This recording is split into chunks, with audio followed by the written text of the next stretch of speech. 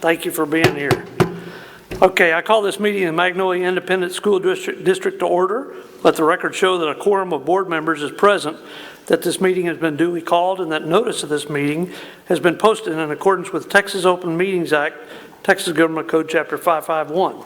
So if everybody will please stand, Stacy is going to lead us in her invocation. Good evening. It's a long-standing tradition in Magnolia ISD that we begin each board meeting with a prayer. So if you would like to join me, please bow your head. Dear Heavenly Father, thank you for the opportunity we have to gather this evening to celebrate students and staff successes. Please let us never forget that the glory goes to you, and we praise you for the abundant blessings that you have provided. We ask you to guide our every decision and to never let us forget that we are here for all of Magnolia children. Thank you to our staff who have chosen to educate, love, and provide safety for your children. Heavenly Father, let your voice be the sound we hear, your presence be the light we feel, and your vision be our guiding light. In Jesus' precious name we pray, amen. Amen, thank you. So if Pierce and Fisher come up here, please, both of you guys. Actually, just right up here, and you can kick us off. One of you is doing the American flag pledge first, and then the Texas pledge after that. I pledge allegiance to the flag of the United States of America and to the republic for which it stands, one nation, under God, indivisible, with liberty and justice for all. I honor the Texas flag. I pledge allegiance to thee, Texas, one state, under God, one and indivisible. You could have a seat. You could stay up here with us.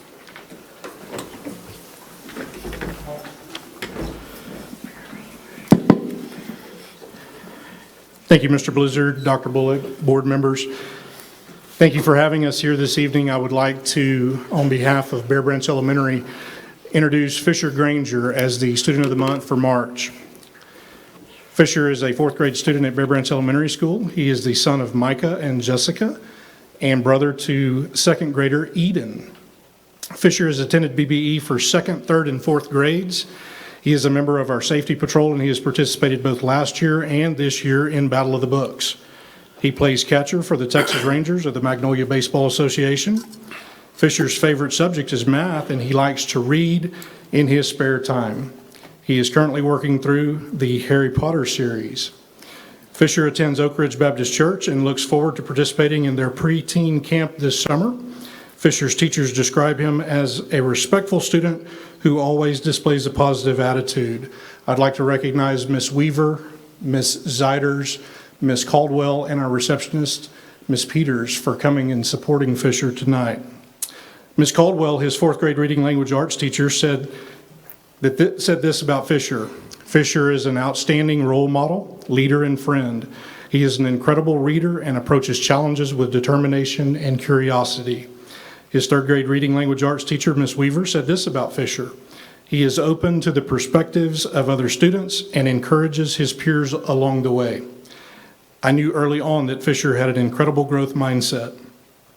His friends describe him as being kind, really funny, a role model, and as a fierce competitor in all things sports. Fisher plans to attend Texas A&M, where he hopes to play football and get a degree in engineering. He also wanted me to plug in, Mom and Dad, that his favorite restaurant is Hacienda Real, and he wants to go there tonight. So once again, Mr. Blizzard, thank you for giving us, as Bear Branch Elementary, the opportunity to present Fisher Granger.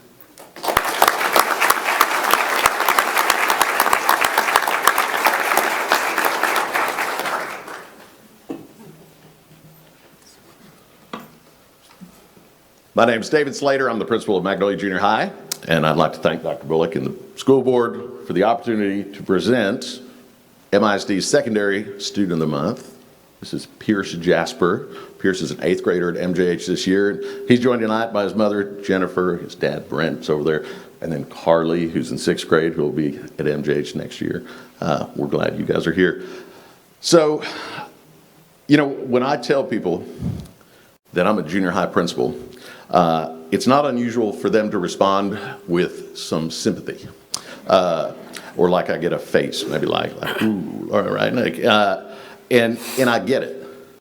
I get it because people think about their own experience at that age, and they tend to remember all the difficult parts of adolescence, and there are plenty of those.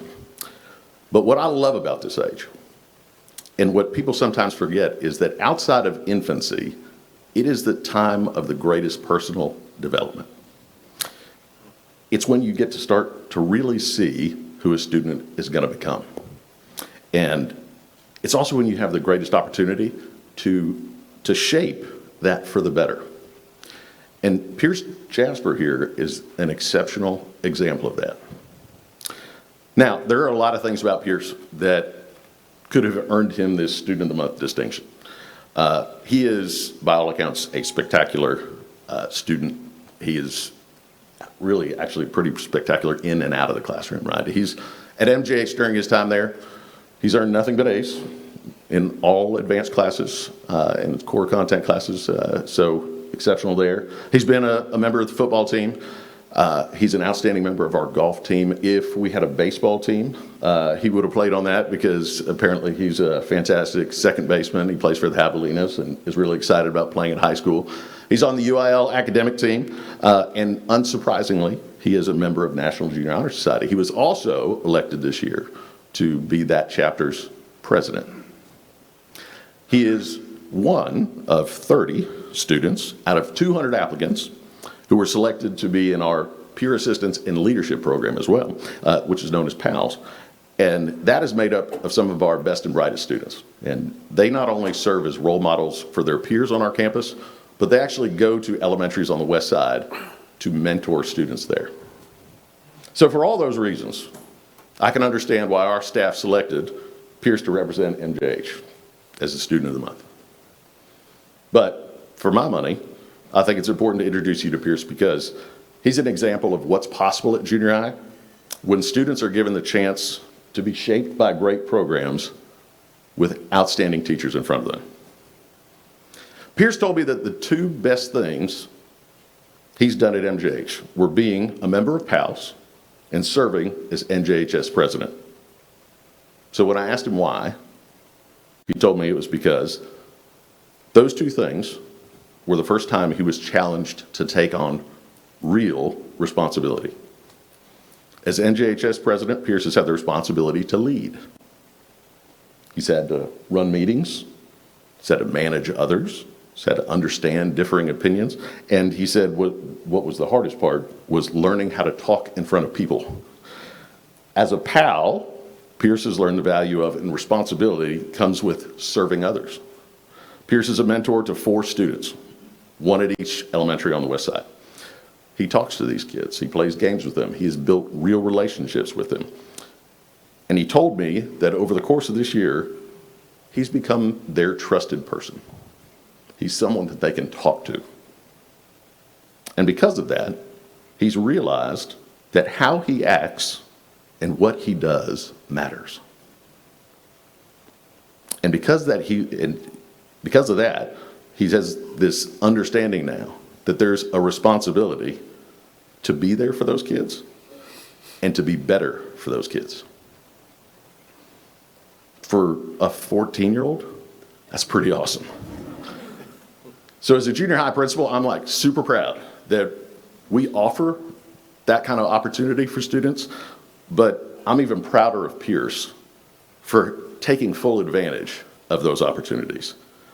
Because by doing so, he has better prepared himself for high school and what he will no doubt do in the future. And that future is very bright. So please help me in giving him a round of applause. Pierce Jasper, Secondary Student of the Month.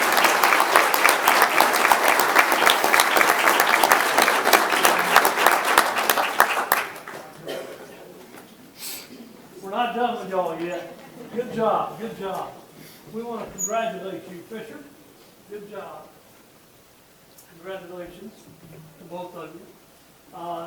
It's the fun part of the meeting where we get to see the future servant leaders and role models that we have in our schools, and it's just, it's a blessing. It's awesome. And the good part about these guys is, one good thing, we get to see them again because they're young enough, they're going to achieve more things and come to see us. So I want you guys to know you represent your campuses, one per year. So you're in thin air. You are indeed the role model for the campus that you represent. So that's something to be very proud of, and we're proud of you. So good job. Let's give these guys a hand.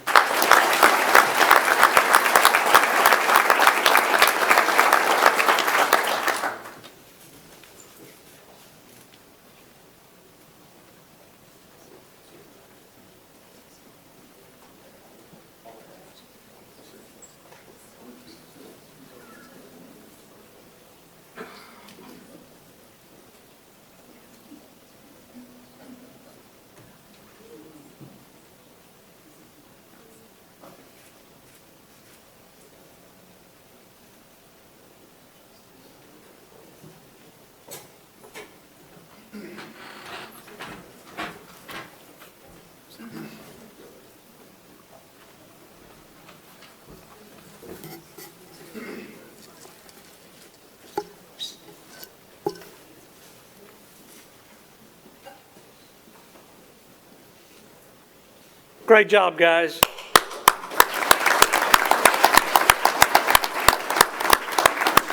We want to thank America's ER for their support of our program, Student of the Month program. Thank you very much for that. We appreciate it. Dr. Gorza, you're next, I think. All right, good evening. Dr. Bullock, Mr. Blizzard, members of the board, it is my pleasure tonight to introduce the March Teacher of the Month for Magnolia ISD. This month's recognition, it goes to Mrs. Peyton Beaver, who teaches 7th grade math and is also the cheer coach at MGH. So Peyton's been with the district for quite a long time, not only as a teacher, but as a student. She's a 2016 graduate at Magnolia West High School. She was highly ranked in the class there, and also captain of the cheer team. I actually had the pleasure of being her principal for 1 year. And it's pretty cool when you have a former student come be Teacher of the Month. And so what I saw back then was an outstanding student, outstanding role model, and to see her now be an outstanding teacher is just pretty cool. So Peyton, thank you so much for what you do for us. I want to follow on what Mr. Blizzard had said before, because he said we'll see these Students of the Month again. And so not only was Peyton at Magnolia West High School an exceptional there, but just as proof that being a Student of the Month, really is kind of just a glimpse into the future. She was also Student of the Month at NSC when she was in 5th grade. So, yeah. So, Peyton's a Magnolia success story, right? This is like the what we're hoping for. She goes to Magnolia schools and is exceptional, and then goes out in the world and doesn't necessarily think at first that teaching is going to be what she did. She came to us actually in 2020, COVID year, and she stayed. Now, it's kind of understood in education that there's like a 10-year window for a brand new teacher to become expert at what they do. But in the 5 years that Peyton has been with us, she has gone from absolute novice to complete and total professional, an expert in her field, and somebody who is just inspiring to watch. I am so proud to have her on our campus, because not only what she brings in the math classroom, it's amazing what she's done with our cheer program. That is unbelievable. But she is just the kind of person that we hope to put in front of kids to inspire their best. And we're so glad that you're there.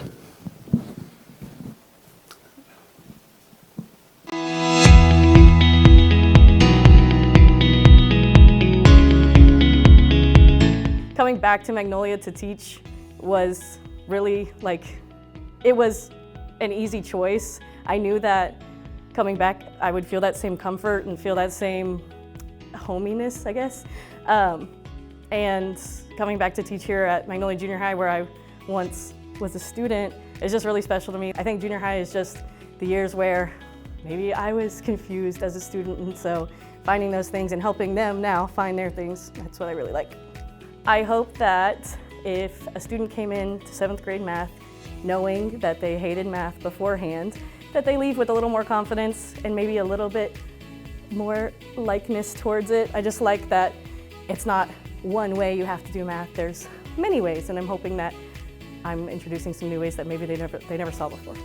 Every day they sit somewhere new. We have random seating, and one, that helps their relationships. The goal is to have everyone know everyone's name at the end of the year in your entire class. For me, with the random seats, I have to learn their names. I have to get to know them. So like today we're in groups and it's a group of 4 and maybe it's 4 kids I've never seen together before. So I'm seeing them work in a new environment and that maybe a little bit more of their personality comes out that I've never seen before, and I'm getting to hear that and see that. So building relationships that way through the work, and then also outside, getting to know their interests. If they are on a team. Because I'm the cheer coach, I'm at all the football games, all the basketball games, so I'm meeting with them, I'm seeing them outside of the math 48 minutes I get to see them, which is really fun.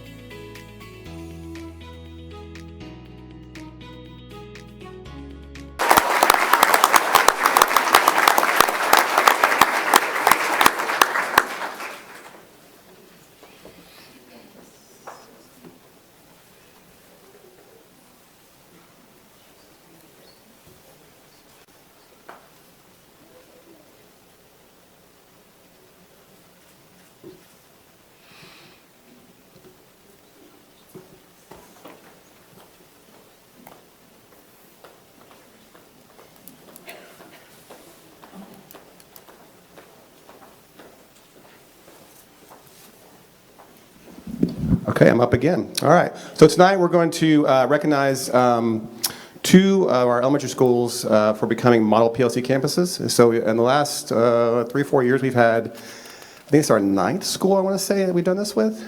Yeah, and then we also are a district model PLC school. So Jennifer Ivey is here from Solution Tree. She'll tell us kind of more about what that means and how this came to be. Dr. Bullock, President Blizzard, and trustees, I'm honored to be with you this evening to recognize the success of 2 Magnolia ISD campuses, Bear Branch Elementary and Williams Elementary.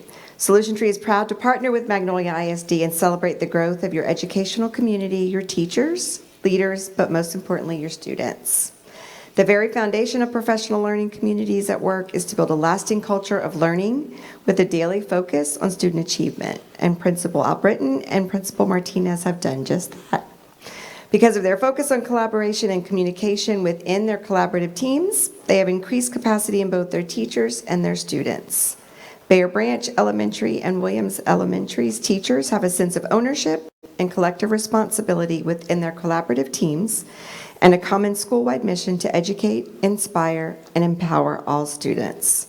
Congratulations again to Bear Branch Elementary and Williams Elementary.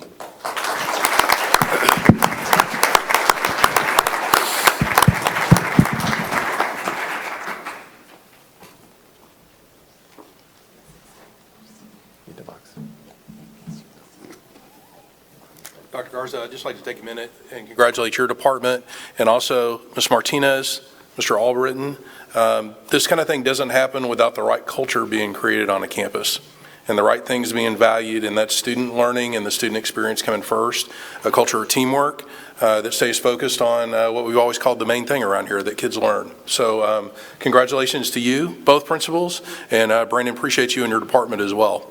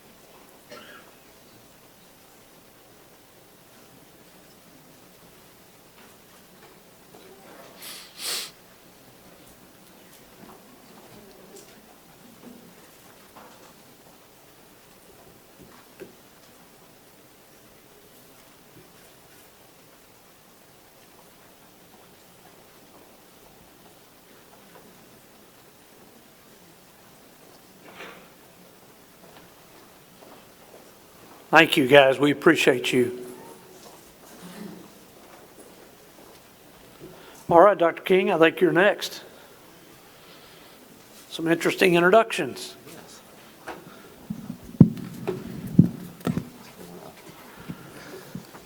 Dr. Bullock, Mr. Blizzard, board members, thanks for having us here tonight. So I have the pleasure of introducing and recognizing some new principals in our school district. Most of them coming from within and one coming from another school district. So I'll start right at the top of the agenda. And so the new principal starting next year at Magnolia High School is John Albritton. So John, wave to everybody who know you are. Yes, round of applause for him. So John, I think you've got some of your family with you here, right? Okay, if you guys don't stand up and wave a little bit. Yeah, I didn't know that was happening. Where are you? Come on. There we go. Good. So John came to us several years ago from Cy-Fair ISD. He started as a principal at Bear Branch Intermediate School. I'm sorry, as assistant principal at Bear Branch Intermediate School, and then became the principal at Bear Branch Elementary School. I believe served there 4 years. And so he has gone from Bear Branch Elementary up to Magnolia High School. John's come in as an assistant principal in Cy-Fair at a high school, so he knows high school well. Went down to elementary. Quite an experience, I'm sure, for someone like you, right? And glad to be back at Magnolia High School, and we're glad to have him. So one more round of applause for John. Next on the list, we've got Josh Jacobs. Josh, wave. Josh is going to be the new principal at Bear Branch Junior High. He actually has already started there because where's Dr. Vanghouse? She's here somewhere. Dr. Vanghouse has moved on to be the principal at Magnolia Parkway Junior High. So Josh Jacobs is officially the principal at Bear Branch Junior High. Currently, Josh, you have some family here, I believe, right? Yep, stand up and wave. Kids. There you go. So, Josh has actually served as an assistant principal at Bear Branch Junior High, and so he's got the opportunity to move from assistant principal into the principalship and continue doing some of the wonderful things there at Bear Branch Junior High. And Josh, we're looking forward to seeing what your leadership does there. So round of applause for Josh one more time.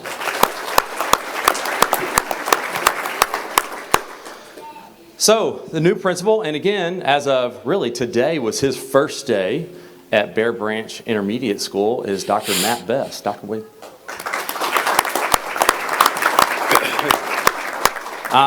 Dr. Best actually started his career here in Magnolia as a teacher at Magnolia Junior High and a coach. Then spent some time in Montgomery ISD as an assistant principal at elementary and high school, and then went to Cold Spring, Consolidated ISD, and has been serving there as the high school principal for the last 4 years, I believe. So he is coming back to where he sort of started his career to call home, and is the new principal at Bear Branch Intermediate School. So Matt, thanks for being here. Glad to have you. Round of applause. And then, so as you know, Mr. Albritton went from Bear Branch Elementary School to the principal at Magnolia High School. John Owens went from Magnolia High School, assistant principal, and he is going to serve as the new principal at Bear Branch Elementary School starting next year. John has served, again, assistant principal, I believe, for the last 4 years at Magnolia High School. He came to us from Willis and Conroe ISD. John, you got some family here? Yeah, guys, if you wave, say hello. So John's taking the leap from the high school down to elementary, something that John Albritton knows all too well. So, but John, we're excited about what you're going to do there at Bear Branch Elementary. Congratulations to you, sir.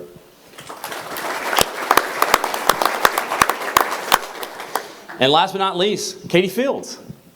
Katie Fields is currently the assistant principal at Ellisor Elementary. And Miss Boyd, who is here somewhere, I believe, right back here in the back, waving. Miss Boyd has taken the role of Executive Director of Elementary and Intermediate Student Services.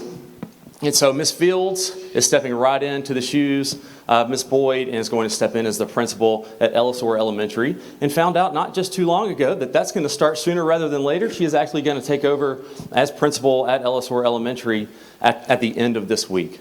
So you have some family here, Katie? Okay, why don't you guys stand up, say hello.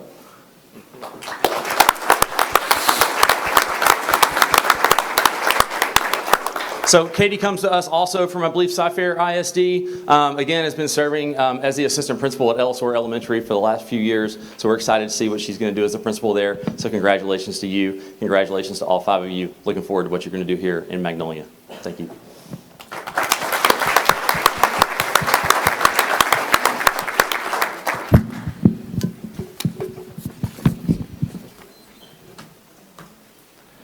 Thank you, sir. Appreciate that. Mr. Medina. You're next at bat, I think.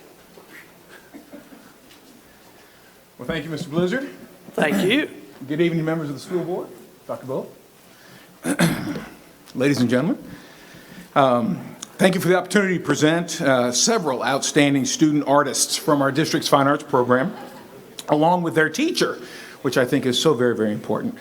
Let's begin with our Texas Music Educators Association All-State Students. I love that logo. Thanks, Kate Hope. Could we please welcome to the stage Caleb Leckler, Rachel Odom, and Brian Trim. I saw Brian there, and Caleb over here. Mr. Vela, come on up. Ms. Garza, come on up.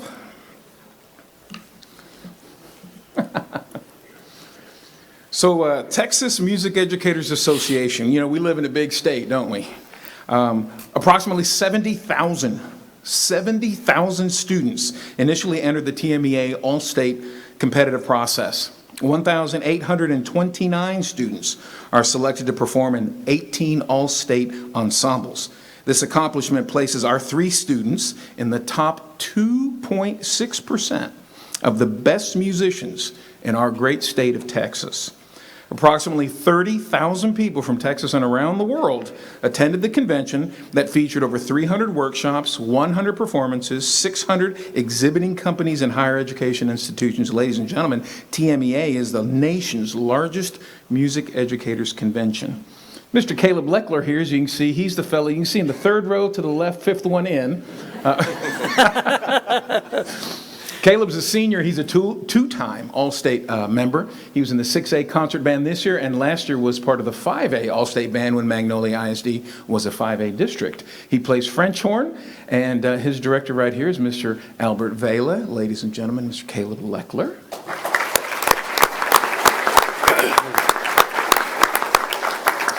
Miss Rachel Odom, believe it or not, is at a rehearsal tonight and is not with us, but I wanted to show that picture because she's a member of our treble choir, our all-state treble choir. She's a senior, alto 1, and Taya Persinger is her choir director. That was one of the most gorgeous choral programs I heard, and of course, I took that picture sitting in the audience. Brian Trim, this young man right here. Well, we had a good time driving down to San Antonio, learned a lot about the kids and asked them all sorts of questions. They do like to talk. I know a guy who likes to talk. Anyways, Brian Trim is a member of our all-state tenor and bass ensemble. He sings the tenor 1. He's a junior. Am I correct? Junior, right? Mm-hmm. And he's a student of Sylvia Garza and Olivia Imberg. And I think it's really important to bring the teachers up here. They influence our students in a way. A dear friend of mine once said, teachers probably spend as much time, maybe even more, in some disciplines with your students, and it's a responsibility we do not take lightly.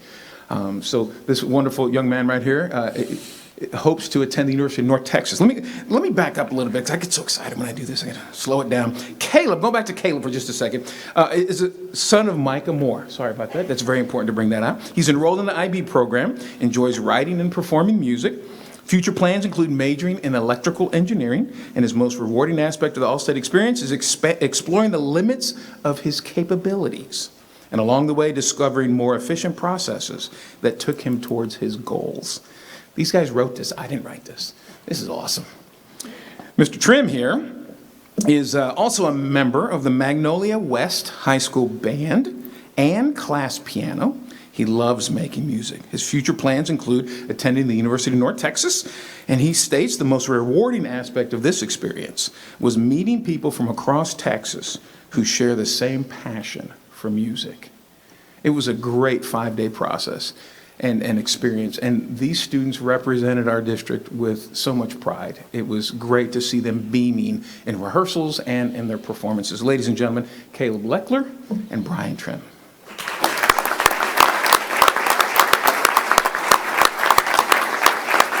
Mike, at this time, they're going to step over and take their pictures, and then we're going to call up the next group of students, keep this show going. At this time, we'd like to introduce Melissa Becerra and Kate McLean and their teachers to the stage, please.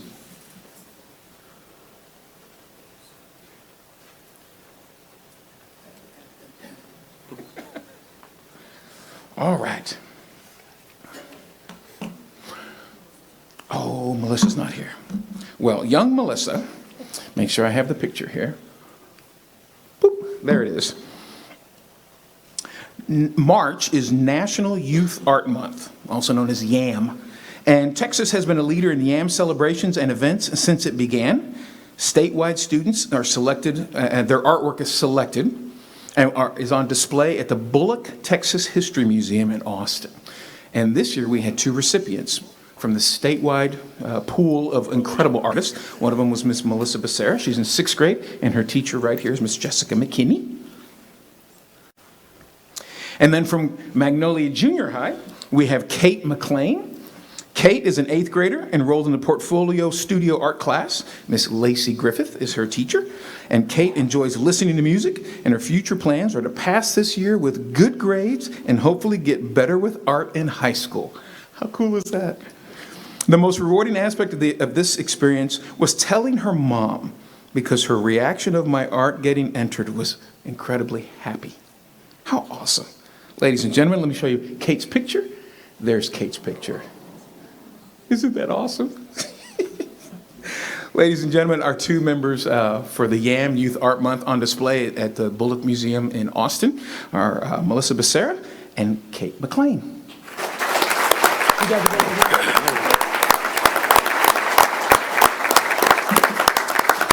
All right, as they step over to get their pictures taken, I'm sorry, I would like one of, yes. I get so excited being up here, celebrating our kids.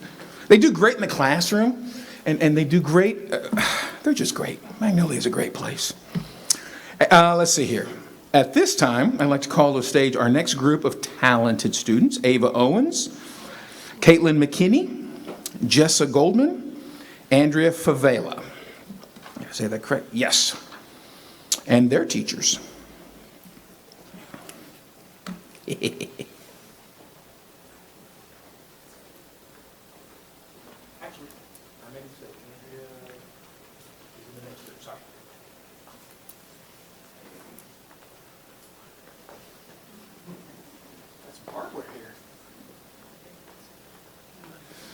All right. So Ava Owens, I hope I didn't make a mistake. Ava Owens, Caitlin McKinney, and Jessica Goldman. Yes. We've got some hardware here. First of all, this is from the Houston Livestock Show and Rodeo School Art Program. For more than 50 years, the Houston Livestock Show and Rodeo School Art Program has provided students and schools the opportunity to compete in district shows, earn scholarships, travel to summer workshops, and display artwork in the Hayloft Gallery during the rodeo. Currently, the school art program supports approximately 130 school districts in the Houston area. Each year, the rodeo receives thousands of entries from talented young Texans. And this first group of amazing students, this particular award, called Best of Show, is only allowed for 1 person per campus. 1 person. And our first recipient made that beautiful picture. And it goes to Miss Ava Owens. Wave, Ava. There you go. Ava is a junior, and she's enrolled in Art 3 Advanced. Sherry McIntosh is her teacher, who is soon to retire. Oh, thank you, Miss McIntosh. I saw that. She's the daughter of Patrick and Dasha Owens. Ava is also a member of our Magnolia High School varsity cheerleading team. And she's really enjoyed being part of the cheerleading team and finding ways to share her love for art. She also loves time spending with family and traveling anytime she gets.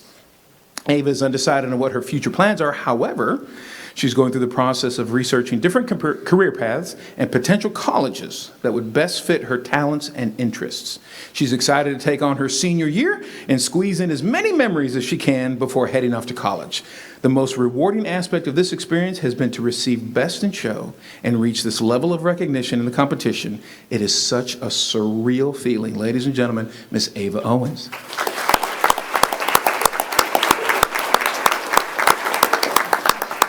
She's also a pretty great saxophone player, too.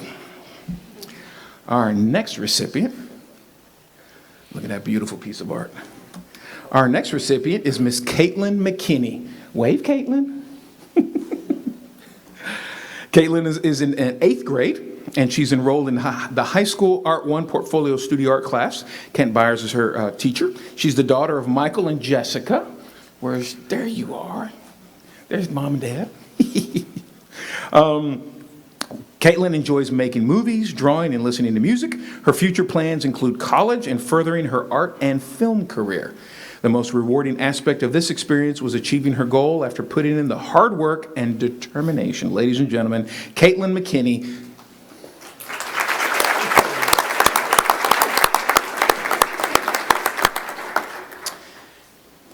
And our final recipient, best of show. This is bigger than you, young lady. Golly. Here we go. Look at that. Isn't that awesome? Ladies and gentlemen, Jessa Goldman. She's in 4th grade, and she's enrolled in Miss Christy Haddadis program. She's our art teacher at Magnolia Elementary. Jessa is the daughter of Jason and Jamie Goldman. She enjoys softball. That's so cool. That's so cool. Her future plans, get this, includes getting hundreds on all of her tests. That's a good goal to have. The most rewarding aspect of this experience is seeing her hard work will be viewed at the Houston Rodeo. Ladies and gentlemen, Miss Jessa Goldman.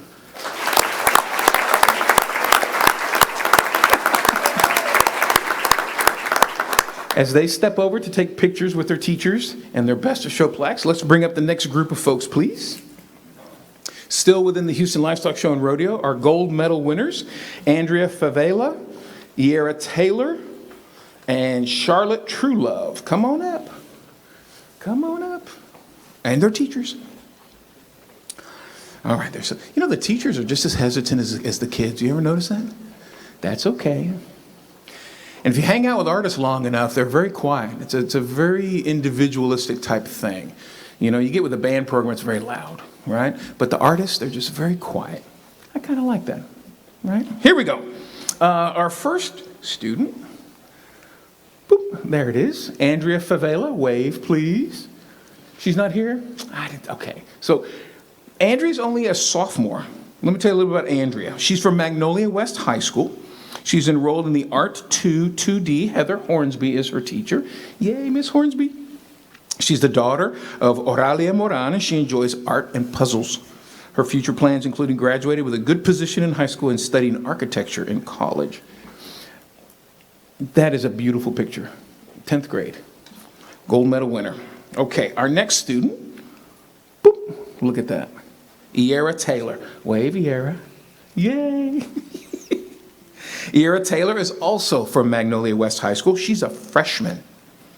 Enrolled in Art 2 2D. Martha Huntsman is her teacher. She's the daughter of Jamie Taylor.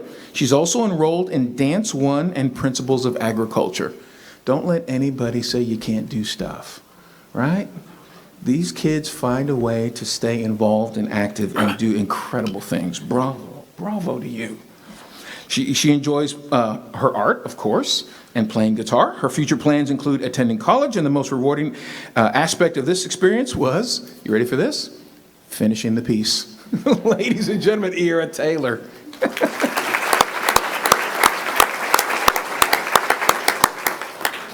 And our final recipient, gold medal winner, I love the cowboy hat. I love it, is Miss Emily Weston. Emily's from Bear Branch Intermediate School. I'm sorry. Did I make a mistake? Emily Weston. She's a 6th grade, and she's Miss Jessica McKinney's student. And that's her beautiful picture right there. She's the daughter of Brittany Weston. She enjoys sketching, drawing, and reading. Her future plans include going to college and becoming, and check this out, electrophysiologist and a part-time cartoonist. How cool is that? When's the last time you met a cartoonist? All right. The most rewarding aspect of this experience was having other people appreciate her art. Emily has also been awarded a scholarship and has been accepted to the Museum of Fine Arts Houston Glasswell School of Arts summer program. Ladies and gentlemen, Emily Weston.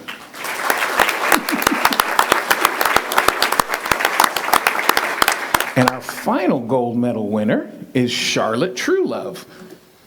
Charlotte is a student at Magnolia Parkway Elementary. She's in 4th grade, and Cheryl Alexander is her teacher. She's the daughter of David and Caitlin Truelove. Charlotte's most enjoyable activity is gymnastics. That's cool. I can't do that.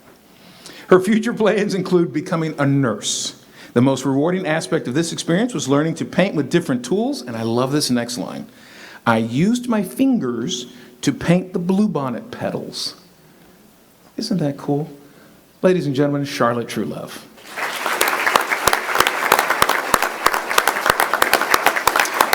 As they make their way to take their pictures, we have two more recipients, and that's Isabel Hernandez and Evelyn Lapham. Come on up.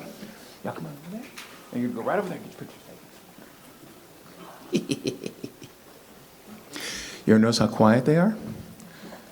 Go to an art class, and they're very studious, very quiet. Go to a band hall, totally different story. You ready? Here we go. Special Merit Ribbon. The cool thing about this is, while the pieces that have advanced to the NRG Stadium, which is where the judging occurs, while the judges are looking and critiquing, they also have the option to present what's called a Special Merit Ribbon.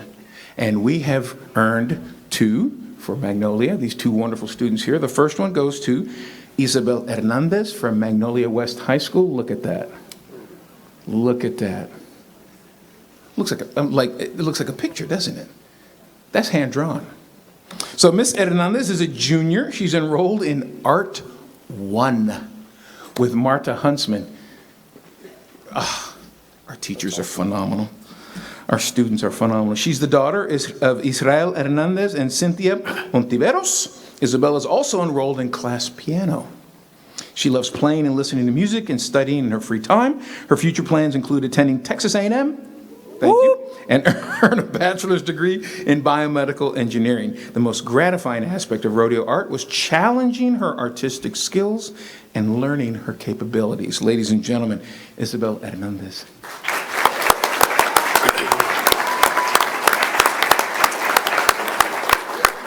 And our final student to be awarded and recognized this evening is Evelyn Lapham. Look at that. Look at that. Like, you're going to wake up early just seeing that. Tomorrow, you're just going to wake up early. Evelyn is from Magnolia Junior High. She's a 7th grader enrolled in advanced art. Miss Lacey Griffith is her teacher. She's the daughter of Maureen Lapham. Evelyn enjoys running in track and cross country and creating artwork.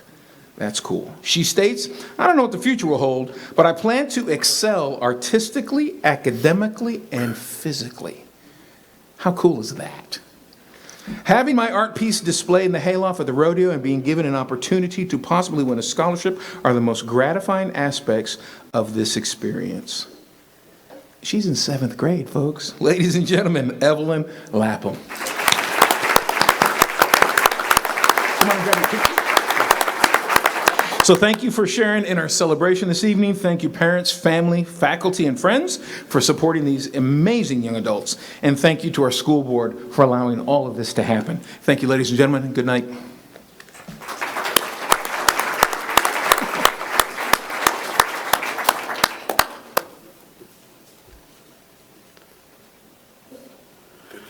There's talent everywhere around here. Absolutely. All right, Ms. Myers, I think you're next.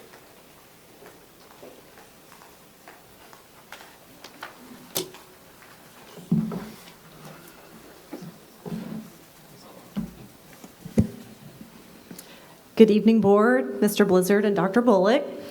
Thank you for this opportunity to recognize some outstanding achievements in the Communications Department this year.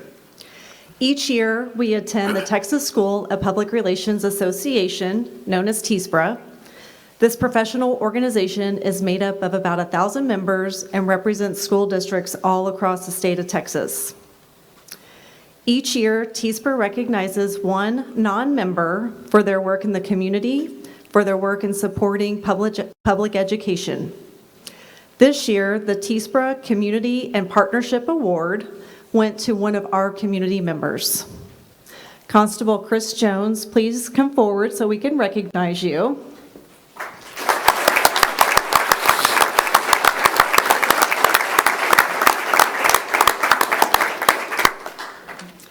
Constable Jones's impact is truly inspiring.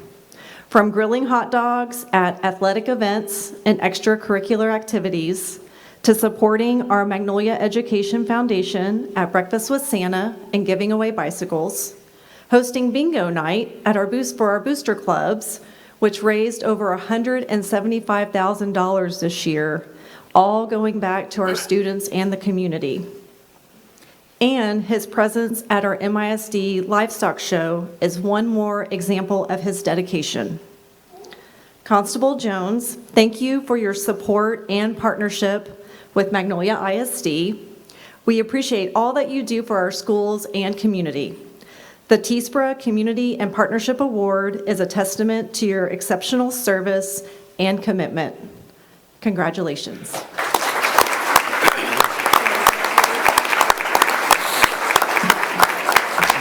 Denise, I want to thank you for nominating me for this. When they came to my office, they said they needed to talk to me. Sometimes that's not always a great thing for them to show up. So when they all come walking in with Dr. Bullock and everybody, I was like, oh no, what's going on here? And then they told me about it and I had no idea. So I really appreciate this. And I accept it on behalf of the whole constable's office because they put it in there too. All of our deputies are out there in the schools every day, making it a better place to be. So thank you all very much for the recognition. Thank you.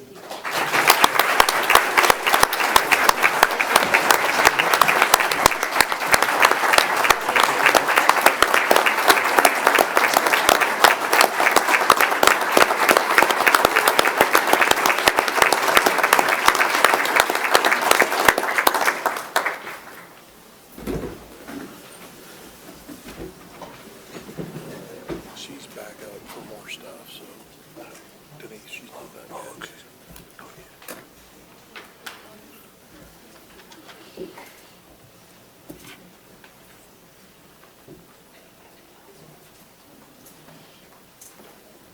So Denise, as you're headed back up to the microphone for more good things for our communications department, I just want to make sure we got this right. This is one award for the whole state of Texas. Correct. One award. Yes. You have 1,000 school districts. There are about 1,200 school districts across the whole state of Texas, and about 1,000 of them have a public relations or communications person that's a member of this organization. And I know you and I talked about it. Some recommendations are hard to write, and some are pretty easy. This one was pretty easy. At least that's what you told me. And I couldn't agree more. So Chris, I just want to tell you on behalf of the school district, we appreciate having you as a friend of the school district, and I'm just proud to be in this community with you and to work with you to take care of our kids. So congratulations, sir. Well deserved.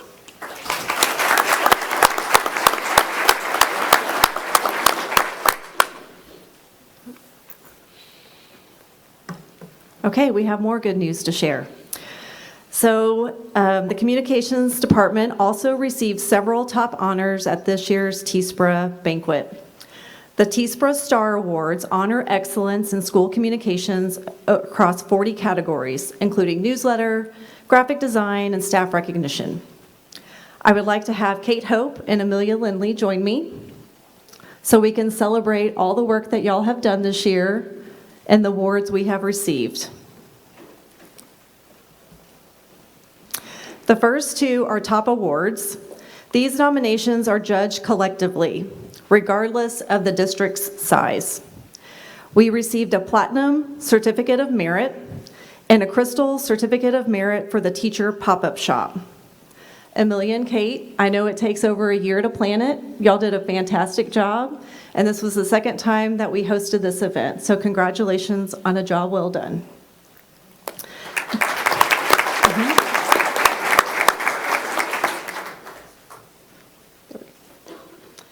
Next, MISD competes in the division of districts with less than 15,000 students for Best of Category, Gold, Silver, and Bronze awards. We are proud to say we received the following: 2 Best of Categories, one for the Money Matters marketing campaign, and the other one, a story that Kate wrote about Dustin Tamplin, a bus driver here in our transportation department, who's also a cinematographer. Congratulations.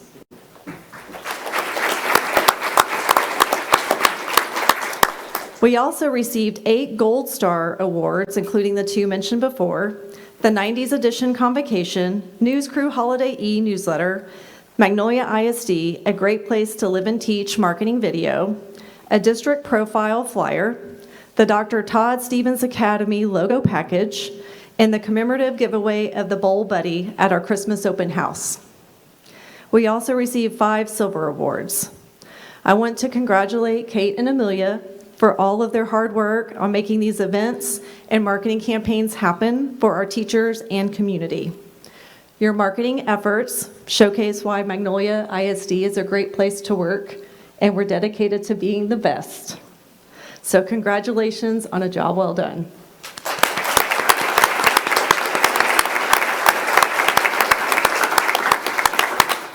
So Denise, to you, Kate, and Amelia, hold on just a second.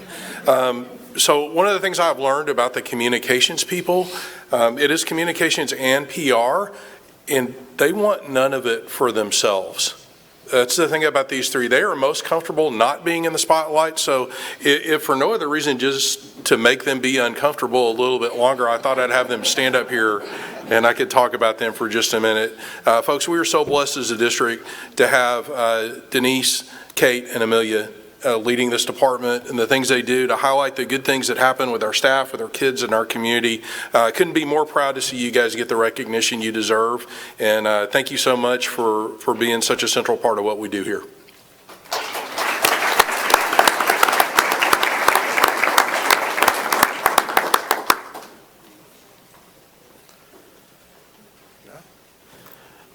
Well, all right, folks, we want to invite you to stick around for the business part of the meeting. However, we're done with the recognitions part of our meeting, and if you want to slip out, now's your chance to do so. We're going to take a short 5-minute break. Thank you. Okay, we're back. Ms. Hinkleman, do we have anybody sign up to speak? No, sir. All right, thank you.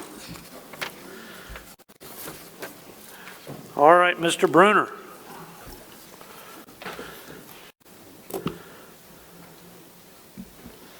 Good evening, Board. Tonight, I'll bring you up to date on construction from the 22 bond. And there's really not any big change as far as schedule. We are down to the junior high. We still are on schedule for an early May completion. We're still scheduled for a mid-May or May 15 furniture move-in. So that's where we're at with that. And I'll go through some pictures, and if you have any questions. I didn't zoom in on the canopy as much this month. Trying to back off of that a little bit. So here's a larger or a more wide-scale view of the main entry. You can see the exterior graphics that we have up now. I'm sorry I didn't get a little closer on that, but they are there. Gym entrance, you can see evidence of the landscaping that's now going in. We're going to try to get all that buttoned up over the next 30 days so that we can enjoy the summer growing season and have that site looking pretty good. And, this is the reception area. We had to modify the reception desk a little bit. That's why I took up a shot of it. It would be in a more finished condition otherwise. Here's a shot of the library, and it is in pretty much the finished condition. That's carpet on the floor now. It has a protective layer of plastic over it. But you can see, again, the finishes. This is the choir room. Here's a shot of the art room. Again, all of these are buttoned up, locked up, and going through the punch list portion right now. We're just down to,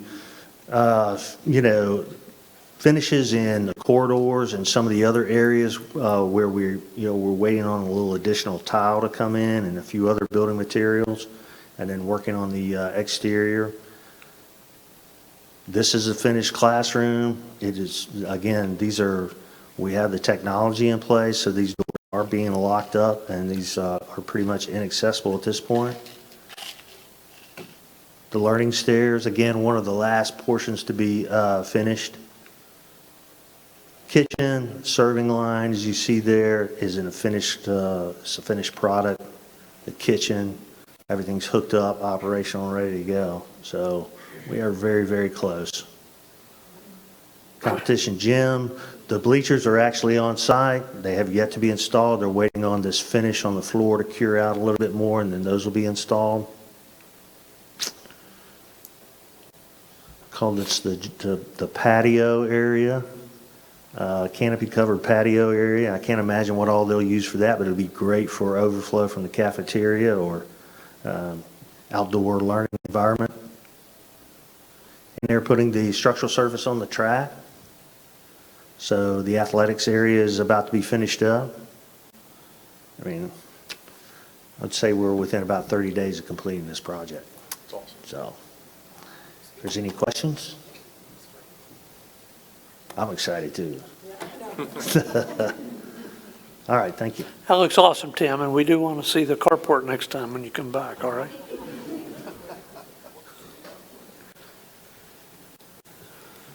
Okay, sir, you're next. Good evening, Mr. Blizzard, members of the board. Dr. Bullock, I appreciate you giving me the opportunity to talk to you this evening about the state of transportation. And if you have anything remotely to do with transportation, you know that they've been facing a huge challenge the last few years. And that huge challenge is recruiting and retaining quality employees to fill those bus driver seats. Huge challenge. But I want you to know this is not something that's isolated to Magnolia ISD. It's not isolated to Montgomery County or even the state of Texas. This is a national issue, and it has been. It's not new. It's getting worse. We have two major national publications in our industry, School Bus Fleet and School Transportation News. And so I want to spend the next few slides just showing you what's happened nationally so you really know. It's not just what's happening here in Magnolia. School Bus Fleet every year does a survey. And the last survey that they did, this is some of the answers that they got. Most of the respondents nationally said the driver and monitor shortage remained their biggest pain point this year. Again. And I emphasize again because, like I said earlier, it is not new. It's something they've been dealing with.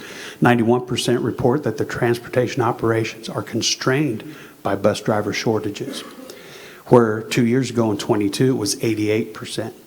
60% of the school leaders say they've been forced to cut or shorten routes this year, which is up from 40%.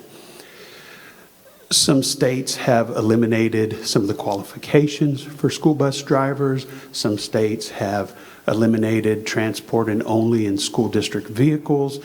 Texas is not one of those states, and I do not anticipate them to be one of those states.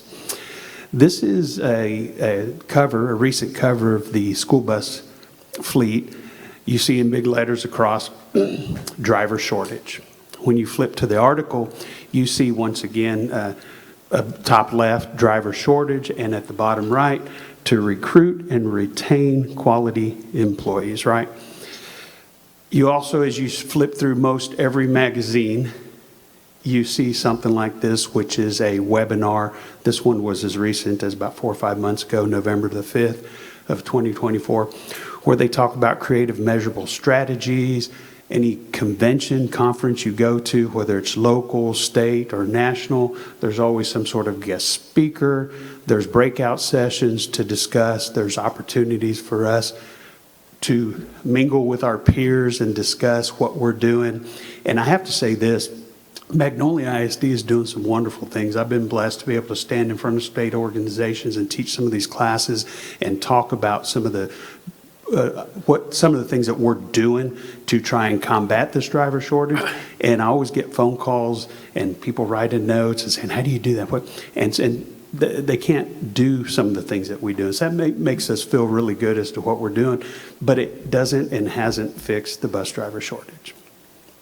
So some of the strategies that they talk about that are big in our industry are student eligibility management, managing who is riding the bus, making sure they're getting on and off at the correct stop. That one of the other things that the management of the students is, you'll see some districts, you probably heard in the news that they've eliminated 1 mile from campuses. They've eliminated 2 miles from campuses to reduce the number of students that ride, the number of buses and drivers that they'll need. Those are not districts that look like Magnolia ISD, where kids would have to travel 1488, 1486, 2978 to get to school. So that's not something that is really going to help Magnolia ISD, how we're made up just now. As we begin to build more neighborhood schools, just as we did with Autobahn. You know, that's something we certainly can look at and will continue to look at.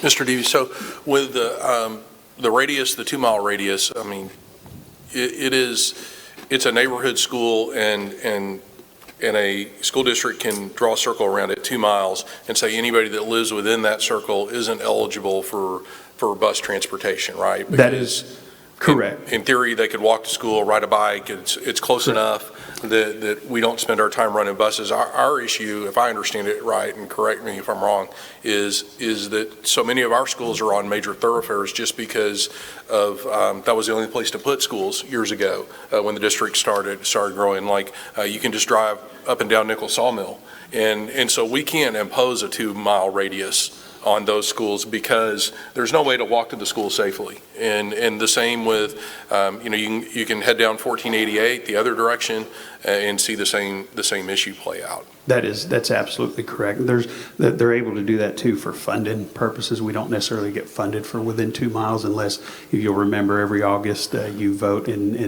as a board as to what our hazardous area is, and then we will get 10 to 15% funding for what's inside. But we kind of think going forward, at least with some of the things that we've looked at and talked to Mr. Brunner about, that some of the future sites would be more neighborhood sites that maybe lend itself to taking advantage of more of this than what we have right now. Absolutely. Yes, sir. That's correct. Okay. So route stop optimization, that's something that, if you remember, about 6 years ago, we really hit this pretty heavy. I believe, Mr. Blizzard, you were president of the board at that time. I think, Sonia, you were on the board as well. Very memorable board meeting, if I recall.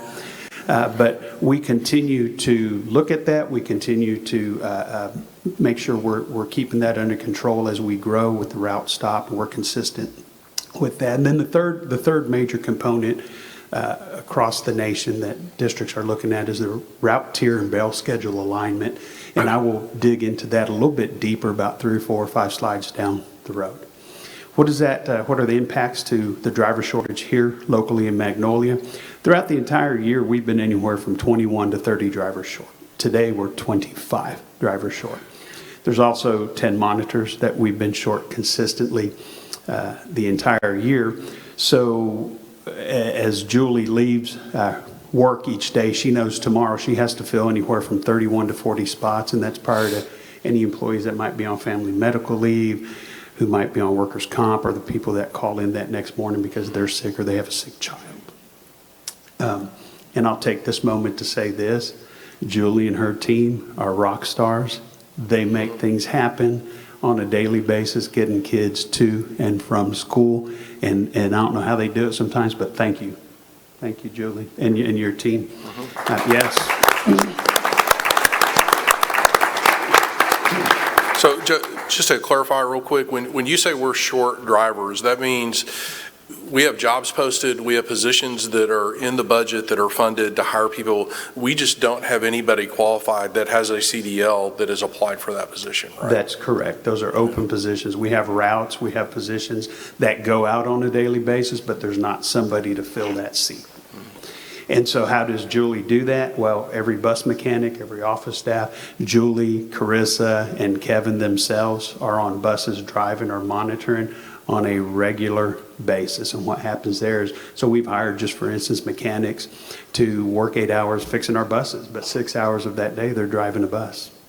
Trip coordinator, routers, same thing, 8 hours to work on trips, coordinate the trips, routing, but 6 hours of that day they're on a bus. And so when do they do their job? Then they get back off the bus and they do their job, and they're working 12 to 13 hours a day, 5 days a week for the last couple of years. And it's mentally, physically, emotionally draining. It's not sustainable that they're making it happen. But it doesn't just affect that great department there. It also affects other people. For instance, we'll text Denise and Kate and tell them, hey, look, we have routes that we don't have anybody to fill, so we're going to have to double up. So, for instance, Route 15 may be a high school bus that picks up their route at 2:30 and takes off and drops them off, and then they come back and pick up Route 16 and then take them. And so now you've impacted those students. You've impacted the administration, the teachers who have to stay there with those kiddos. Then there's a trickle-down effect where the intermediate school, you're late for intermediate, then you're late for elementary, and then it affects those campuses, those administrations, those teachers, those parents. And so everybody is impacted in some shape, form, or fashion by the bus driver shortage. What about financially? Well, August through November of this school year, we spent almost $50,000 to a third-party company to transport our McKinney-Vento students. McKinney-Vento is these children that are designated as homeless. And we've had 9 to 10 all year long. McKinney-Vento students usually is a 1-to-1 ratio, 1 student per 1 driver. And in some instances, 1 driver and 1 monitor per student, depending on the individual. So that would be, if we did not pay a third party to do this, then Julie would have to fill every morning 41 to 50 spots before call-ins FMLA. I think I speak for her when I say she's happy she doesn't have to do that, correct? Yeah. And so in August through December, so 5 months, the first 5 months of this school year, we spent over $500,000 in overtime alone, not salaries, not just overtime. So we're averaging over $110,000 a month in transportation overtime. And it's very apparent, if you remember back in January, Dr. Morris presented the state audit where Magnolia ISD is spending 5.6% of their total budget on transportation cost, where our peers and the state average is 3.1 and 3%. So we're not quite double, but we're getting close to being double what others spend. You also remember that Bob Templeton in January, he did his demographic report. They're still coming. They're still coming. I've done the calculations off of Bob's numbers, and according to his numbers, in 10 years, we will need 83 more buses and 83 more bus drivers for the numbers that he has compared to what we have now. And we're short 25. So it's going to continue to be a problem. It's going to continue to be a problem. So let's talk. I told you I would share with you, talk a little bit more later about the tier and the bell. So here's what our current tier schedule looks like. We run a 3-tier, where the first tier, 111 of our buses leave the bus lot about 5:30 in the morning. And they disperse around our 150 square miles, and they pick up high school and junior high kiddos. They take them to the high school and the junior high, or some buses will do junior high, then high school. Then when they're done, they start their tier 2, back out to the 150 square miles, picking up intermediate students, take them to school, and then disperse back out to pick up elementary, which makes our 3 tiers. If you look at a possible change here, the change would be moving the junior high to the intermediate school. Now this makes sense because 2 of our Bear Branch Junior High, Bear Branch Intermediate, Magnolia Junior High, Magnolia Intermediate, they share a bus lot. They share the same bus lot. The Magnolia Parkway, they're right across the street from each other, so not very far. When you take into account, for instance, Bear Branch Junior High is on the far east side of our district, and Magnolia High School is smack dab in the middle. That's a pretty good distance, especially when you compare to just right across the street. So it'd still be very helpful. Now, what this does, we currently will send a bus. I'm going to use Lake Windcrest as an example. We currently send a bus into Lake Windcrest to pick up junior high and high school. They leave Lake Windcrest and travel down to the far east side of the district, dropping off, Bear Branch Junior High. Then they backtrack, pass right by Lake Windcrest again with the high school kids that they just picked up about 20 minutes ago to go to the center of the district to drop off the high school kiddos. Go back into Lake Windcrest Intermediate, drop them off at the intermediate, go back in, pick up elementary, drop off elementary. In this possible change where junior high is now with the intermediate, that would change mileage, time, because we'd go in and pick up high school only, the first tier, take them to the high school. No backtracking. Go back into Lake Windcrest, pick up junior high, intermediate, go to that same parking lot that they share, and they would go to their respective campuses. Saving time, saving money, wear and tear on buses. It makes a lot of sense.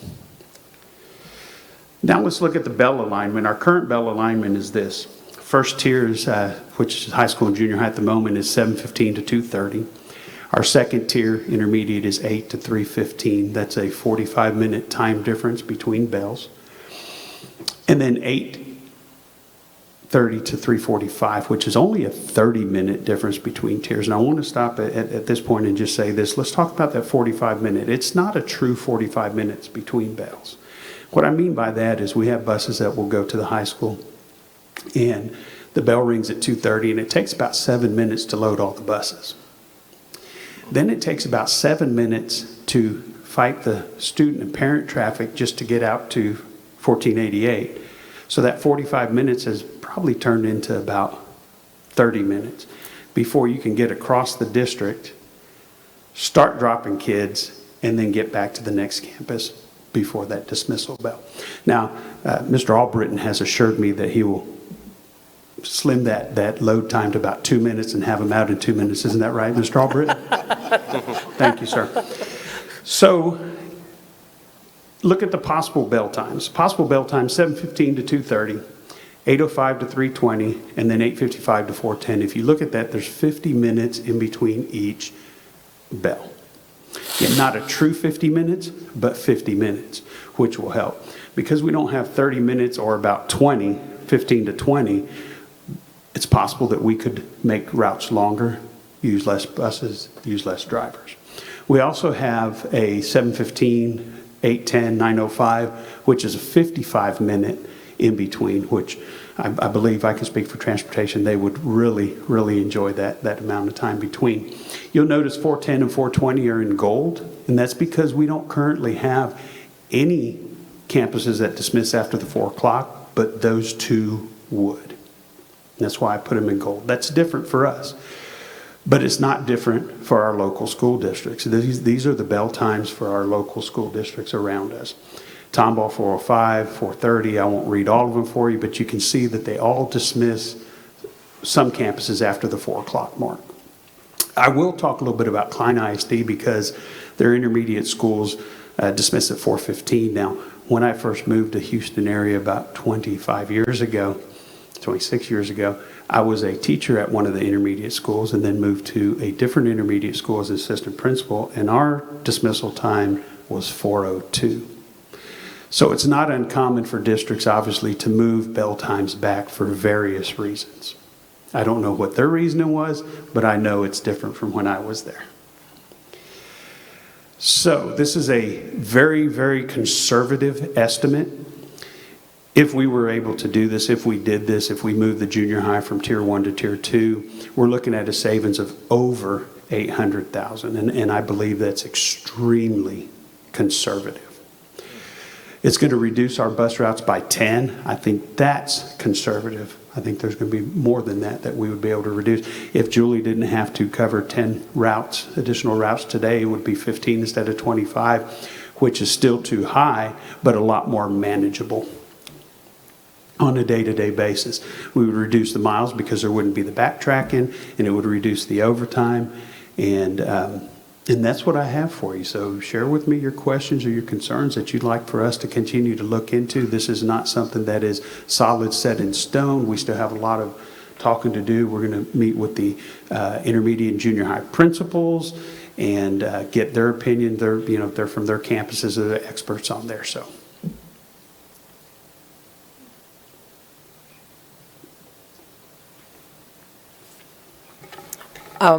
This is the obvious question, but I'm sure as a thought share to our parents and students, I think it would be interesting to, put it out there to our parents. But I think everything you're saying makes a lot of sense because there needs to be a better solution. So I appreciate you putting your time and energy towards it. Well, thank you. I appreciate that. Thank you. And I think if we make some changes, I would highly encourage that we have great endeavors on communication. Absolutely. To the parents and just to make sure that they understand what the changes will be. Yes, I agree. I think Denise has put some things together. I think I won't step on her toes, but I think that's one of the reasons we're doing this tonight is to talk about it and get it out there into the public. And there are other avenues that Denise will take as well as the rest of the district to do that. From the time that someone not pressing it. From the time that someone comes to you, approaches you to be hired, how long does it take for them to be certified and ready to go out on their own, right, driving a bus? That's a great question, and some of that is dependent on the person, but in a nutshell, they apply for the job. They have to go through all the background checks. Then Julie can see their applications. They have an interview. After they pass their interview, then they go to DPS and get a handbook and study. They have to pass 6 written tests. Some people do that in 2 or 3 days. Some people do that in 2 or 3 weeks. Then from there, they have to pass a DOT physical, a drug test. They have to pass a 20-hour certification, a school bus driver certification course. Then the federal government said, that's not enough, so we're gonna enact what they call ELDT, entry-level driver training, which mandates X amount of hours on each aspect of training. So now they're several weeks into training. And then once they finish their training, all those weeks of training, then they can go take their driving test. So from beginning to end, it could be anywhere from 3.5 months, easy. Yeah. Does that cost them personally? I believe it's $10 that they have to pay to be able to take the test to get their permit.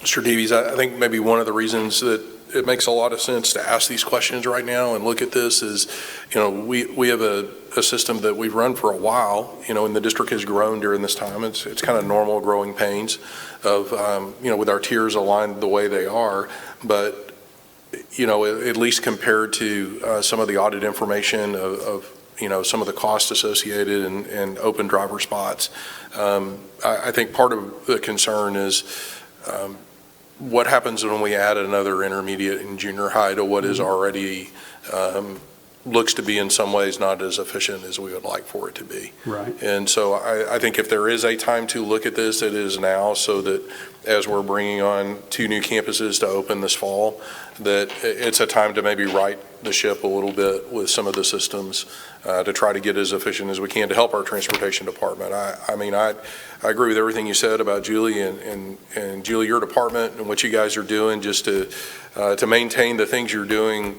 as shorthanded as you are. I think it's incumbent upon us to look at every avenue we can to try to make that working environment better for you and the people in your department. Well, thank you very much. Appreciate it. Thank you, sir. Appreciate it.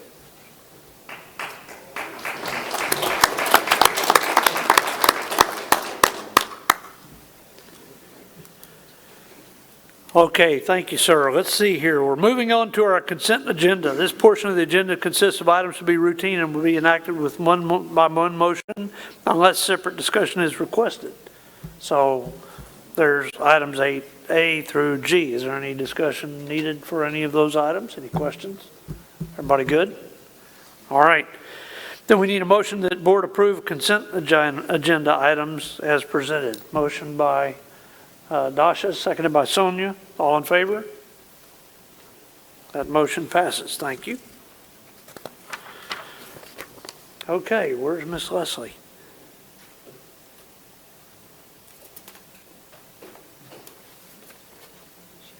She's right there. I don't think she heard you. Oh, where is she? Oh, here. Come on up. I said, where's Miss Leslie? And I thought, uh-oh, she disappeared. I thought there was one more item before me. Thanks for being here tonight. My pleasure. Thank you for having me.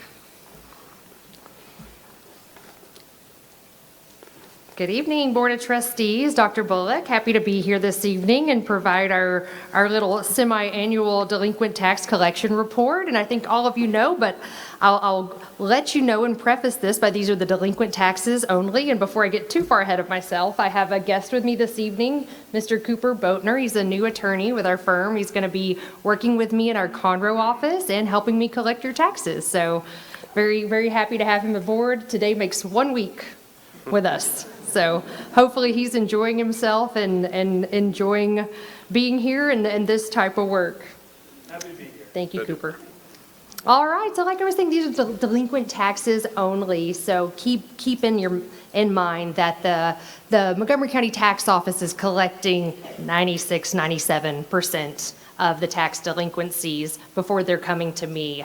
And I am getting the taxes, the personal property taxes on April 1st and the real property taxes on July 1st. So I'm getting a very small sliver of the pie. So this report represents a culmination of the 2%, 3%, 4% that went delinquent each year. And so that's what's in this report. So I like to give you some perspective before going into this, that these are only the delinquents and your residents are doing, 96, 97% of them are paying their taxes and paying them on time, and they're not getting to talk to me or Cooper. So let's get into the report. We have our account breakdown chart, which gives us a bird's eye view, or a snapshot rather, of the entire delinquent tax roll and where it is and where it's categorized. This helps me to direct my staff on what we can work and what we cannot work. You'll see the largest section is the action pending section at 34%.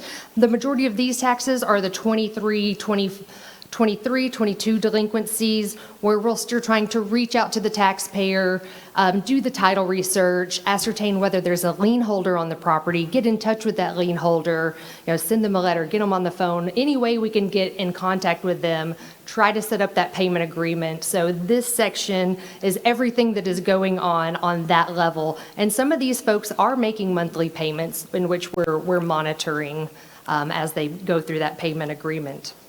Next largest section is your deferral section at 31%.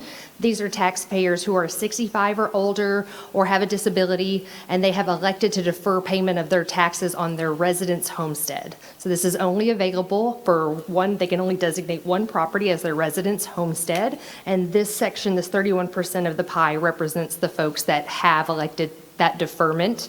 They may pay their taxes at any time. However, I'm unable to make a phone call, send a letter, etc.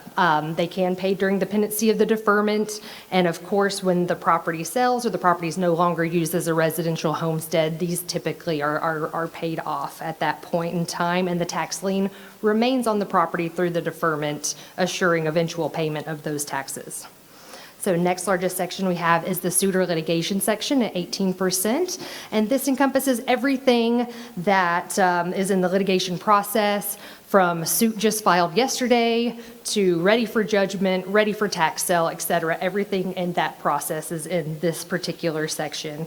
And then next, what I'm going to cover is the bad address section at 12%. This is simply these not meaning these accounts are uncollectible, but these are simply just taxpayers who have failed to keep an up-to-date address with the county appraisal district. So letters are coming back. That's why it gets that designation. We work year-round trying to uncover all the stones and figure out where the taxpayer is and get them out a delinquent notice so that they will be aware of the delinquency. Moving on to the dollar range chart. This just gives me an idea of where the dollars are owed, how to direct my staff. We work your delinquent tax roll top down, so we start at the very top so we can be as effective as possible. Notice that the largest section of delinquencies is in that $1,000 to $2,500 range. And looking at your delinquent roll for the $10,000 and up, the vast majority of those accounts in that $10,000 up dollar range are your tax deferral properties. Anything in that range that is not tax deferred is in some phase of the litigation process where we're actively trying to collect that property or get it to tax sale. Then we have our tax year chart, which shows you an allocation of what's delinquent per tax year and what percentage. You'll notice the largest section is the 2023. We started working on that in July of 24. And as we go down through the chart, those percentages decline. The 16 and prior, those oldest tax years, the majority of those delinquencies are due to those tax deferments that have been on the account for many years. Then we have our historical collection data starting with 2018. You'll see we've collected over 92% of what was turned over to us back in July of 2019 for that tax year. And then I have similar charts for each tax year through 2023. I did want to note that on 2022, there is a small decline between the end of year one, the first cycle, and where we stood at the end of February. And that's due to appraisal district corrections that have reduced the taxable value, causing the school tax to lower and have to create a refund situation for those taxpayers. So just wanted to point that out, that that's the reason for that, that small change. In 2023, we're at 56% collected for what was turned over to us last July. By way of reminder, we have monthly dockets in the 284th District Court. That court oversees all of the tax cases for the county. Very efficient process we have there. We meet up, we have a standing docket once a month and do nothing but tax cases for about half the day, and very efficient. Very successful for us and the taxpayers alike. We had a tax sale last November, and we are looking forward to another tax sale in April, on April 1st, or I don't know if it's April 1st. I hopefully didn't make that up. First Tuesday of the month is when we have tax sales by law. Tax sales are listed on our website. If you're interested in following along, you can sign up for email blast, and we also list any property that's available for tax resale on our website as well. Do y'all have any questions about the report? So thank you again. So Certainly. what, anything unique or better or worse than Well, I'm last looking time? forward to April 1st to see what comes over on the personal property delinquencies for 2024. Looking through your roll right now, everything looks fairly normal.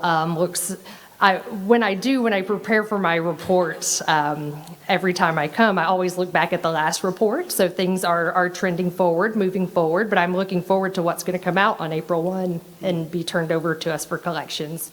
So it'll be exciting to see, exciting to me, Yeah, what's going on with the personal property tax roll. yeah. All right, well, this is for review only. Anybody got any questions?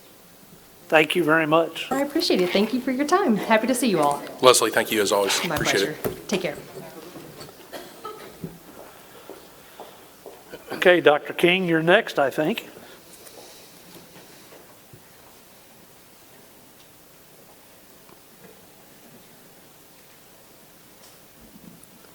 All right, well, good evening. So the Montgomery Central Appraisal District is governed by a 5-member board of directors. As a school district and members of the school board, you have the opportunity to nominate a position of those 5 directors. In the past, I believe 2024 of December, the board nominated, cast its 280 votes for Bruce Tuff to serve on that board. I believe he's still serving there. So basically, you have the opportunity tonight to cast your vote. I believe it's 280 votes. There is a sort of a complicated way in which the tax code allows us to get to that 280. But we do have 280 votes to cast. I believe in your board packet, you have a list of candidates there to cast a vote on for a nomination. I believe the members with the most votes, the top 3, will serve 3-year terms. Those who have the least amount of votes that are still nominated, they serve 1-year terms. So again, recommendation tonight is the board to approve to cast its 280 votes for the person or persons indicated on the certificate of ballot to be appointed to serve on the board of directors of the Montgomery Central Appraisal District.